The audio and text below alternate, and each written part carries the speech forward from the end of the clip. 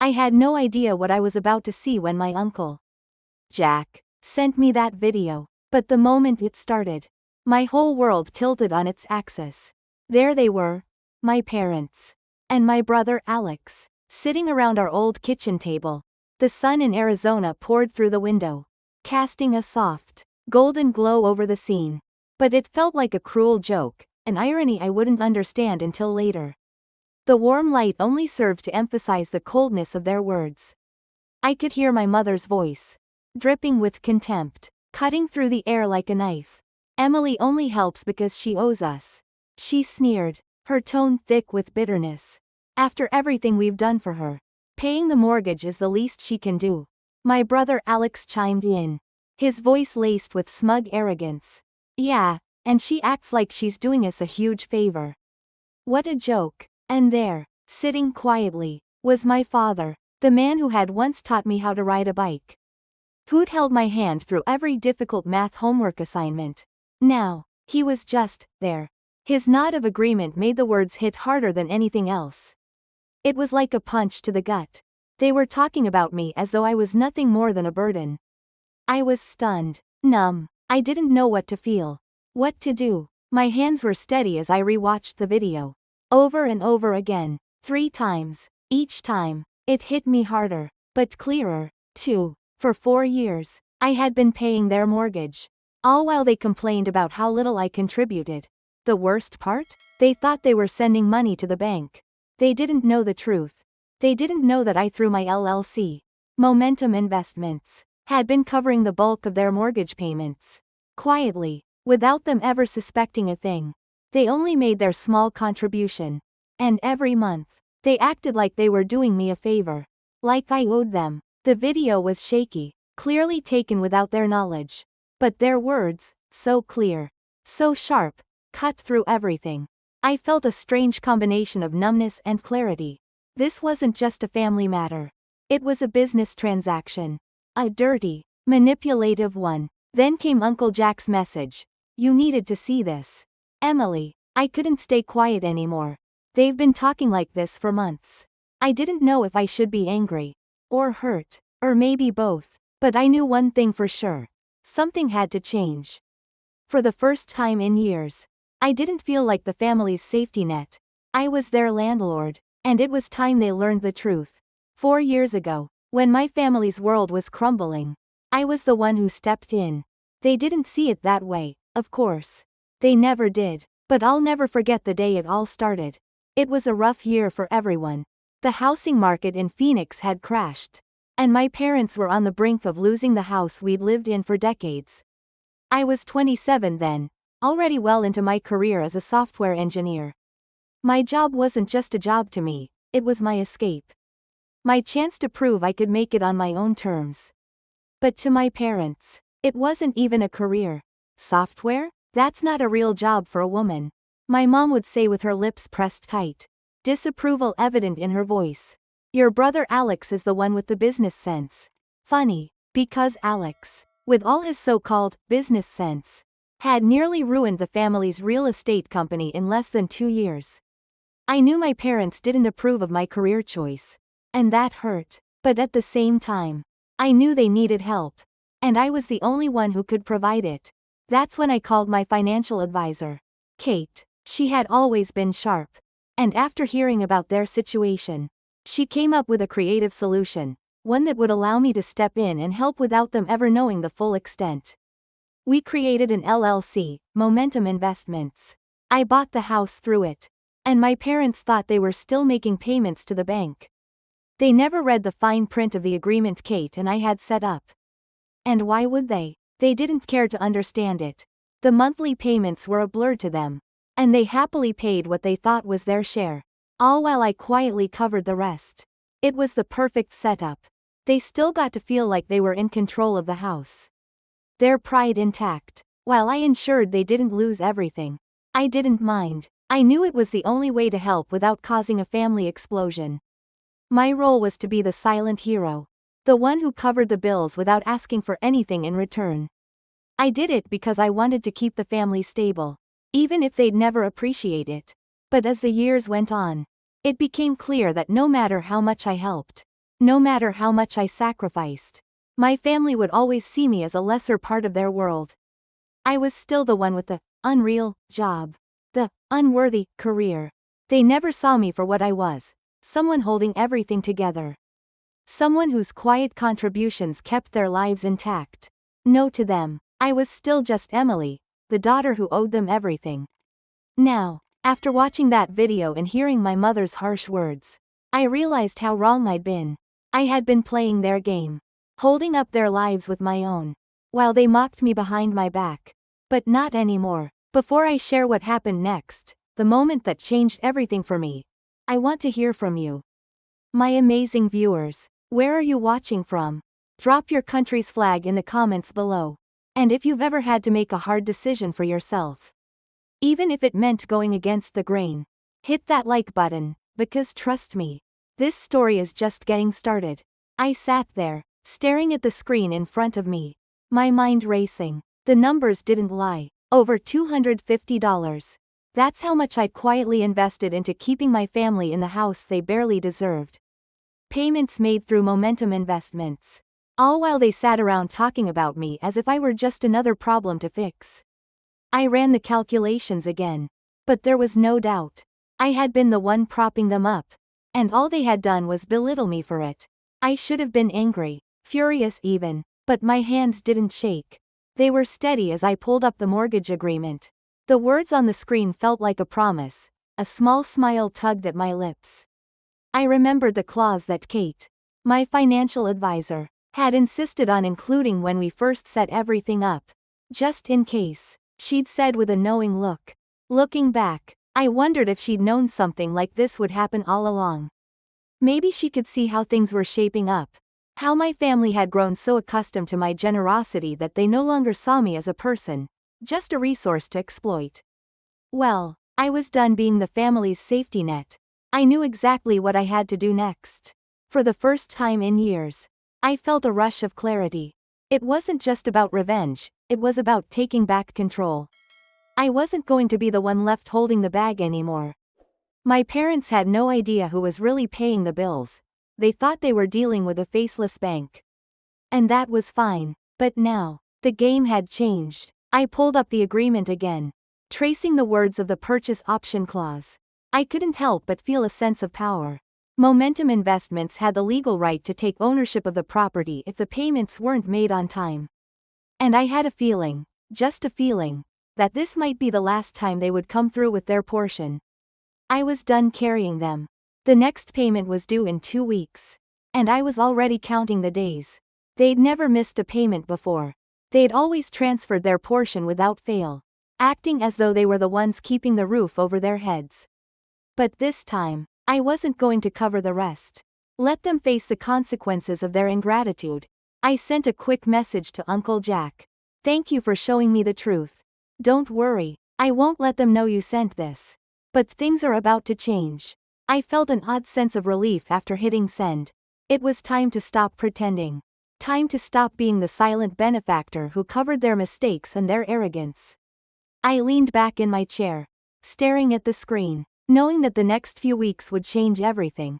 The family who had always looked down on me, who had criticized my career and my life choices, would finally understand what it meant to rely on me. And when they did, they'd realize how much they'd underestimated me. Dinner that night felt like an elaborate performance. I arrived at their house right on time, just as the sun was setting behind the Arizona desert, casting long, dramatic shadows over the landscape. The house, my house now, looked the same as it always had. A facade of normalcy hiding the storm that was brewing beneath.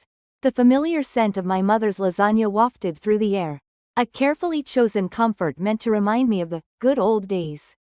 As I walked in, she rushed to greet me with a hug, her designer bracelet gleaming in the soft light.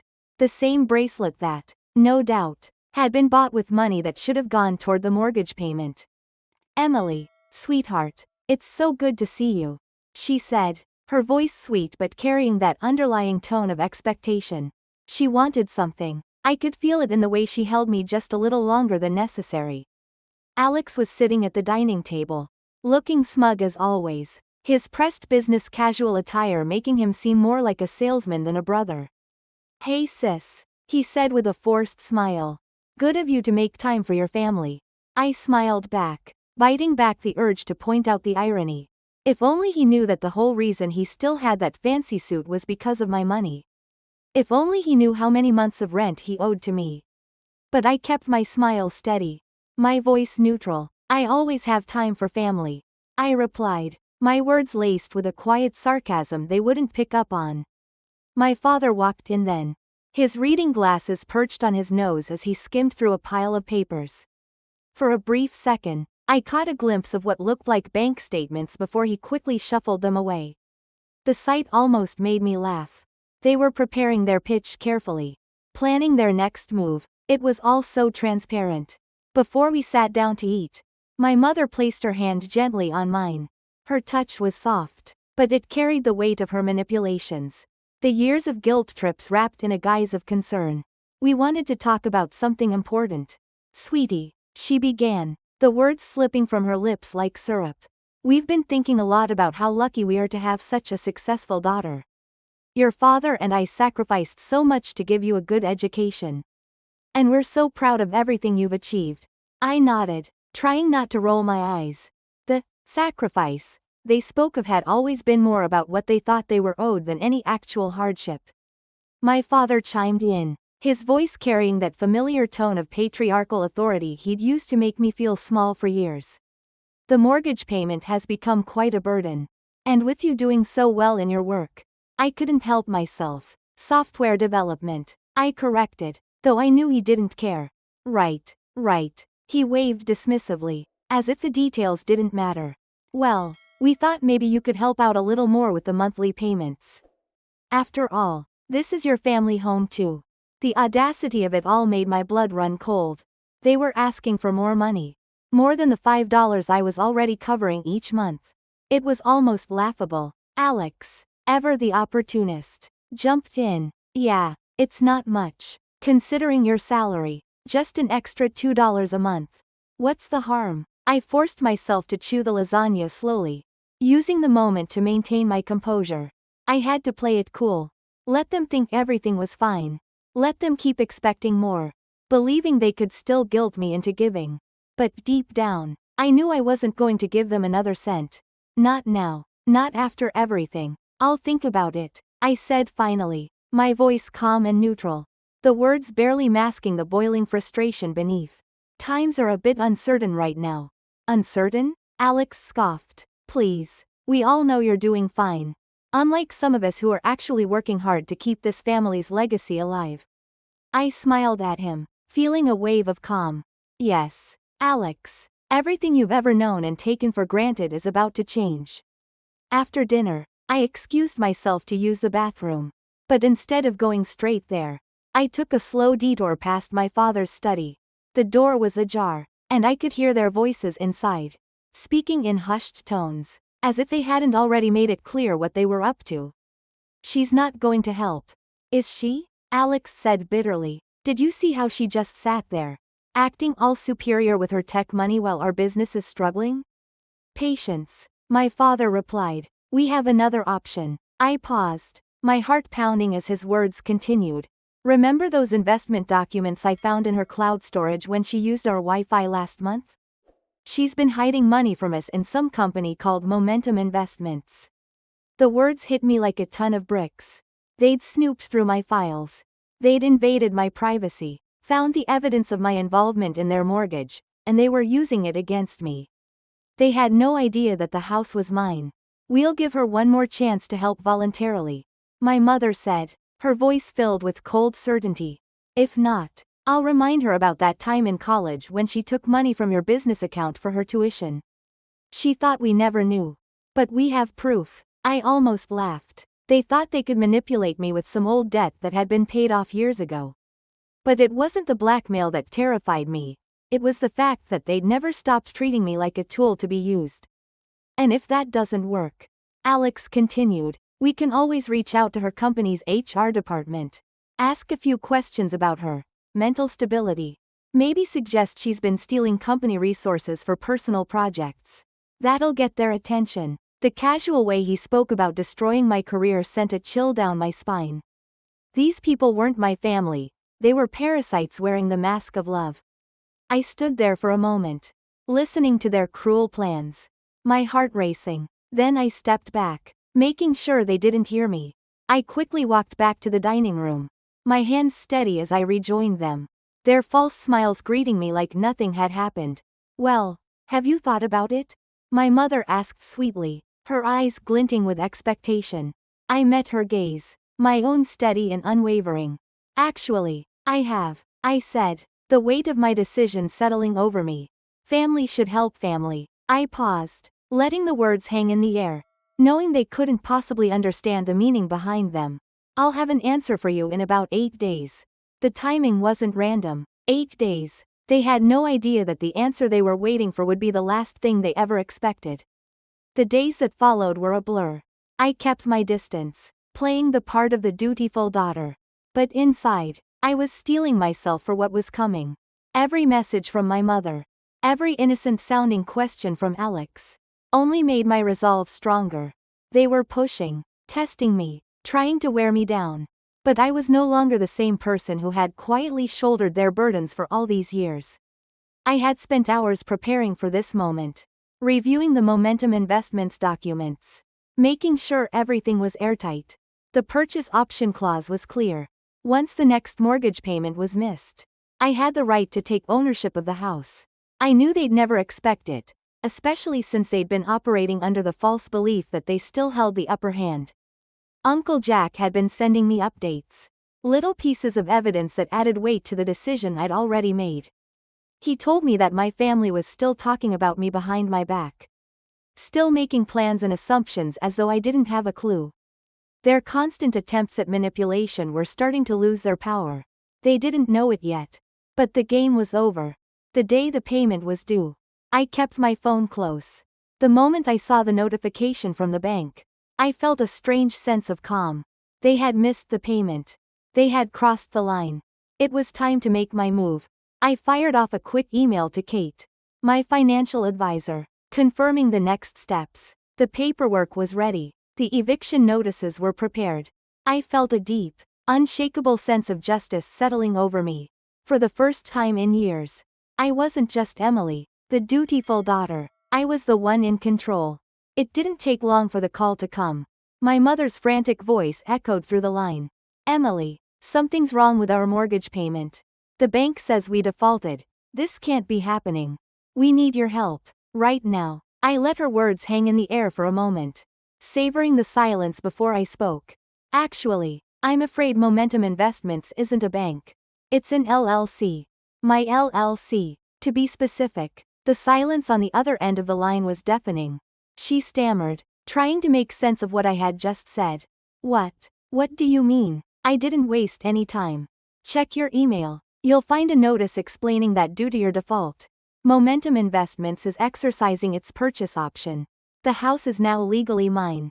Your status has been changed to month-to-month tenants." I could almost hear her choke on the words she didn't know how to say. The irony was almost too much to bear. For years, I'd quietly watched as they treated me like an afterthought, taking my help for granted, dismissing my career, and mocking my efforts. But now, everything had shifted. Now, they were the ones scrambling to figure out what went wrong. I continued, my voice calm and steady. "Your first rent payment is due in 30 days. I suggest you start looking for somewhere else to live." My father's voice broke in, thick with disbelief. "You ungrateful," he started. But I cut him off. "Is that any way to talk to your landlord?" I said, my words sharp. I felt a chill run through me as I realized how easy it was to make them see how much power I had gained in this moment. They had no idea how much control they had lost. Before they could even respond, I ended the call and blocked their numbers. It felt oddly satisfying, but there was no joy in it. Only the heavy weight of a decision I had known was necessary. I wasn't going to be their punching bag anymore. The house was mine now, and they would have to face the consequences of their years of manipulation. But the calls didn't stop.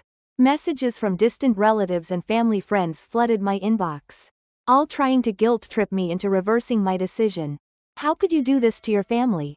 They raised you. They gave you everything," they said. I deleted every single one of them without reading. It didn't matter. They had all played a part in the web of lies my family had spun. The truth was simple. Sometimes, the best revenge is letting people face the consequences of their own actions. In the days that followed, I received more evidence from Uncle Jack. My family had tried everything they could to reverse the situation, threatening legal action, trying to reach out to my company's HR department. But it was too late. Everything was legally sound. The documents were airtight. The real estate laws were on my side.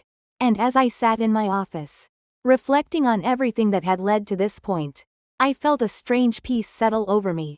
I wasn't angry. I wasn't upset. I was just done. They had shown me exactly what family meant to them. And I had finally believed them. And now, it was time for them to learn what family really meant to me. The fallout didn't take long to hit. It started with a frantic phone call from my father, his voice high-pitched and desperate. "Emily, what have you done? This can't be real. You can't just take the house from us." His words were full of panic. But I couldn't bring myself to care. I listened in silence, my grip steady on the phone as he continued, barely able to string together coherent thoughts. They were in shock, completely unprepared for the sudden turn of events. Their world had crumbled in an instant. It wasn't about the money. It wasn't about the house. It was about the power they thought they still had. The control they believed they could hold over me. But now, that control was gone. After I ended the call, the messages flooded in. First came my mother's frantic texts, begging, pleading with me to reconsider. "Please, Emily, you can't do this. You know we're struggling. This house is everything to us. Think of everything we've done for you." The same old lines, the same manipulative tactics. But now, they felt empty, hollow. They weren't asking me for help, they were demanding it. And I knew better than to fall for it this time. Then came Alex. His messages were more direct, more laced with anger. "You've gone too far this time, sis," he wrote. "You think you've got the upper hand? You have no idea what's coming for you. You can't just take everything from us like this." His threats were thinly veiled, but they held no weight. He thought his words still had the power to intimidate me. He thought wrong. The phone calls didn't stop. I ignored every single one. They were the ones who had crossed the line. Not me. They had chosen to treat me like a tool, like a resource to be exploited. And now, they were finally seeing the consequences of their actions. But as the days passed, the weight of the decision settled deeper within me. I knew they wouldn't go down without a fight. They had no intention of walking away quietly. Their pride, their sense of entitlement, was too strong. They would fight for the house. They would fight for their dignity. But I was ready for it. In the days following, the calls became more desperate. My mother tried to manipulate me with guilt, talking about her health, about the sacrifices she had made to raise me, the countless hours she spent worrying about me. "You owe us, Emily. We gave up everything to make sure you had a good life. How can you do this to us now?" I'd heard it all before. The manipulation, the guilt, the same tired narrative that had been used time and time again. But this time, it didn't have the power it once did. This time, I had made my decision. The legal proceedings began. My lawyer confirmed that everything was in order, that Momentum Investments was in a position to proceed with the transfer of ownership. I didn't feel triumph. I didn't feel vengeance. I felt relief. They had no idea what it felt like to finally let go of the burden. To stop being the person they turned to when they needed help. Only to be taken for granted. They had no idea what it felt like to stop pretending. To stop covering up their mistakes with my money and my time. And now, they would understand. Then came the first eviction notice. I had it delivered personally to their door. I wasn't cruel. I wasn't vindictive. But I wasn't going to let them think they could just waltz back into my life and play their same old games. They needed to face the reality they had created. When I called Uncle Jack that night, he was quiet on the other end of the line. "They'll never forgive you for this," he said softly. "I know," I replied, my voice steady, "but they'll never understand why I did it, either. This was the only way for me to break free. And now, they'll have to learn the hard way." The next few weeks were a blur of legal battles, tense conversations, and constant threats from my family. Alex made several attempts to contact my company's hour. hoping to dig up dirt on me, hoping to ruin my career. But it backfired. I had already prepared. I had the documentation ready. Every step I took was calculated. Every move was part of the plan. My family's last-ditch efforts to manipulate me failed one by one. Alex's career was the next casualty. His actions were reported to the real estate board, and an ethics investigation was launched. The consequences of his careless threats against me were swift and severe. His career was over. My mother's attempts to guilt-trip me into feeling responsible, to make me question my decision, came in the form of tear-filled voicemails and emotional texts. "How could you do this to your own family, Emily? After everything we've done for you." It didn't faze me. I had already accepted what needed to be done. This was the price of their actions. And I wasn't about to go back on my word. They had taught me that family doesn't always come first. They had shown me exactly who they were. And now, they had to deal with the consequences. As I stood in the empty house, the echo of my footsteps ringing through the hollow rooms, I realized something. I had won. I wasn't angry. I wasn't bitter. I was at peace. For the first time in my life. I wasn't just their daughter. I was someone who had learned to put herself first. And in the end, that was the greatest victory of all. 3 months had passed since the eviction. And the house was finally quiet. The place that had once felt like home now echoed with emptiness. A stark contrast to the chaos that had lived within its walls for so long. My family was gone, forced to downsize to an apartment across town. They had fought tooth and nail, trying every trick in the book to reverse what had happened. But in the end, the truth had been unavoidable. The legal documents, the airtight agreements, the purchase clause, everything was in place. The last vestiges of their attempts to manipulate me had fallen apart. Alex's ethics investigation had crushed his career. My mother's guilt-laden calls and tearful messages had been dismissed as mere distractions. And now, here I was, standing in the middle of what had once been their home, taking it all in. The irony wasn't lost on me. The house was now mine. I had built something from the ground up and fought tooth and nail to protect it. It wasn't about the property. It never had been. It was about the principle. They had spent years taking advantage of me, manipulating my kindness, and mocking my success. They had believed I would always be the one to step in, the one to save them when they needed help. But in the end, they hadn't counted on my strength. They hadn't counted on me choosing myself. I walked through the rooms, feeling an overwhelming sense of clarity. The space that had once been full of tension, disappointment, and resentment now felt like a blank slate. It was mine, not just in the legal sense but in every way that mattered. I had won, but not just for the house. I had won for myself. For every moment I had been made to feel like I wasn't enough. For every time they had dismissed my worth. I had finally found my voice. Uncle Jack and his wife came by that evening to help me prepare the house for sale. We laughed as we packed up the last of their belongings, the lightness of the air contrasting sharply with the weight of what had been. Kate had helped me set up a foundation for victims of financial abuse with the proceeds from the sale. There was something deeply satisfying about knowing that something good could come from all of this. It felt like I was putting the pieces of my life back together. The final papers were signed soon after. My family fought it tooth and nail, but they were defeated at every turn. The truth had been too powerful. They had underestimated my resolve, and they had overestimated their control. The day I received confirmation from the lawyer that the process was finally over, I sat back and let out a breath I hadn't realized I had been holding. It was done. There were no more lies. No more manipulation. No more feeling small. I was free. And as I stood in the kitchen, the place where it had all started, I smiled to myself. I had finally broken free of their grip. No longer would I allow their toxic expectations to define me. No longer would I be their backup plan, their safety net. I had chosen myself. And for the first time in years, that felt exactly right. I walked out the door, knowing that I wasn't just leaving behind a house. I was leaving behind the weight of years of emotional and financial abuse. And in its place, I was stepping into my future, a future that was all mine. No more chains, no more obligations, only freedom.